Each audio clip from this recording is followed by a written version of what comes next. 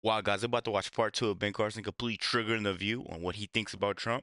I need you guys to stick along to the back end of the video to see what I got to say about it. But right now, I need you guys to like, comment, subscribe if you're new, and let me know what to react to. We're about to get right to it. Welcome back. Welcome back. We are back with Dr. Ben Carson. And I wanted to follow up. You talked about the endorsement. Was anything promised to you, and what role do you see yourself in?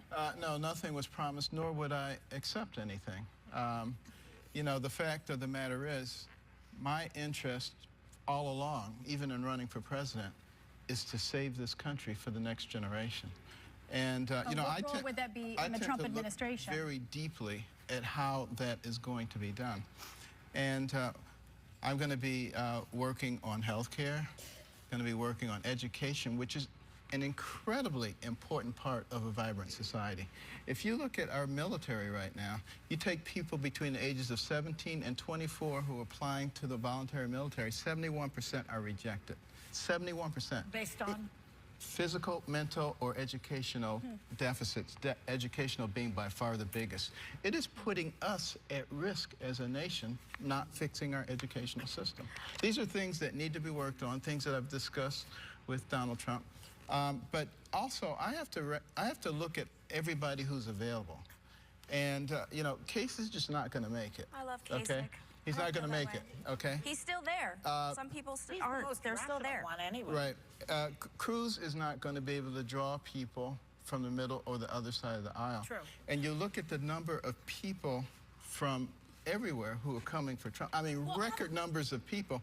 Yeah. I don't believe the polls. The polls are used to manipulate people. Okay, so I'm learning a lot about politics on this show. So this is what I know. Right now we're talking about what if there is a brokered convention, right? And what would the alternative candidate be? Because in the pool, Paul Ryan and other people are being talked about. Right. Do you really think that Trump is correct in saying that people will, you know, be up in arms, quote unquote riot, he said that, if they did not choose him as the nominee? I don't think that there would be a physical riot, but I think it would absolutely destroy the Republican Party. There is no way that people who are coming in droves now to support Trump enthusiastically are just going to say, oh, well, whoever you pick is going to be fine. Is that responsible of him to say, you know, they'll be rioting? I mean, sort of throw gasoline on the fire like that? Is that responsible?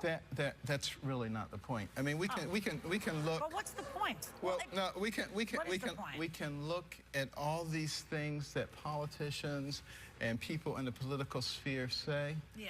Or we can say, what are the true issues? It's sort of like what's going on with some of these rallies, where, you know, we've seen some violence. All of his antics are covering over the true issues. That's the problem. His antics are covering over the true issues. Right. The true issue is the First Amendment of America and the freedom of speech. And we need to be looking at those kinds of issues. Everybody needs to be looking at those issues, not just one side or the other side. And the fact of the matter is, when you look at these rallies that are going on, do you ever see that happening in a Clinton or Bernie Sanders rally? They're not promoting. Why not? No, you don't. Why not? Why not? Because people on the right don't do that. People on the left do that. And people on the left don't say, you know, go punch him if you want to, or I take him out on a stretcher. I haven't heard that on the left. Yeah, but you're missing my point. What's your point? What is the point? What is it? You're missing the point. The point is that we have to focus on the things that are essential to America, like First Amendment rights, not personalities. That's the problem. We always want to focus on personalities. But you've met with Donald Trump behind closed doors. Have you seen any evidence that he's really not the bombastic, sort of baiting personality? You said there were the two. Are there two Donald Trumps? There are. Yeah. Well, which one is running for president? Which one? Which one? Who have you seen? Tell us who you have seen. Well, I have seen a man who's actually willing to sit down and engage in deep, serious conversations about the problems that affect our country. Well, why is he holding out on America? I have seen a man who actually recognizes that he doesn't know everything. Yeah. And he doesn't think that's going to work in his election if he shows that side of him? Or is that more of like a male thing? I have to show. Yeah, is that more of a male thing? I think you're going to see more of that side of him coming up. So he I might think, be, so in fact, did you what notice? you're saying Did is you he might notice be, in the he last? might be fooling his own constituency. Did you notice in the last debate that You he guys- wasn't nearly as bombastic? Yes. Did you notice that? I did. That Yeah. because he's transitioning now into general election. And- That's and- why. Sir, and you I know, think you're going to continue to see that. I'm sorry. But again, he there's just, no perfect person. So, You need no, to there understand isn't a that. perfect person, but if you're running for president of the United States of America, a country which has said to other countries, bring me the folks that you need who need freedom. We're here for you. When you talk about Mexicans being rapists and murderers, when you talk to women, if he had spoken to your wife the way he's spoken to some of these women, would you take that, sir? Let me tell you something. When you're very nice, you're very respectful, you talk about the real issues and not get into all these issues, where does it get you?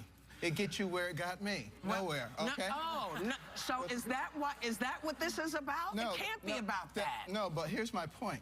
My point is he and some of the other politicians, they do what people want.